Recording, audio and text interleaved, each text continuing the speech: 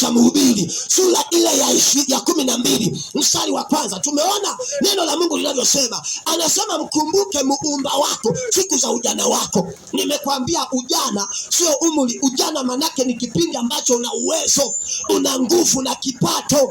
Ameni. Hiyo ndio kipindi chenye ujana, manake una uwezo wa kufanya biashara ukapata pesa. Pesa nyingine unaigawa kwa ajili ya kazi ya Mungu. Una uwezo wa kusimama ukahubiri Injili na Mungu akajipatia watu kupitia wewe. Unamtumikia Mungu ukiwa bado ni kijana, una nguvu na kipato, una uwezo. Ndio maana tumeambatanisha na andiko la Injili ya Mathayo.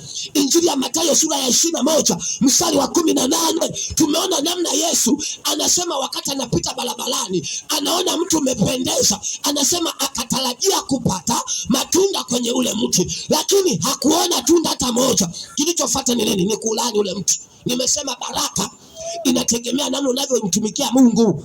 Mungu unapomtumikia anaachilia baraka. Kwa nini? Kwa sababu anaona namna ambavyo nguvu zako unaziwekeza kwa ajili ya ufalme wake.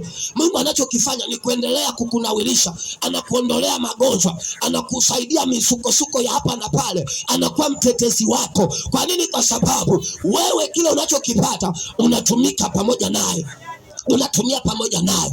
Asubuhi leo narudia tena, mwana wa Mungu, unaenda kazini, jifunze kumtumikia Mungu. Amen. Usisubiri siku mbaya tuanze kusema ningelijua, ningelifanya hivi. Tumika inapowezekana leo, tumika leo, usingoje kesho. Amen. Imadamu uko na nguvu na kuna baraka katika kumtumikia Mungu, na kuambia ukweli siku ya leo. Haleluya.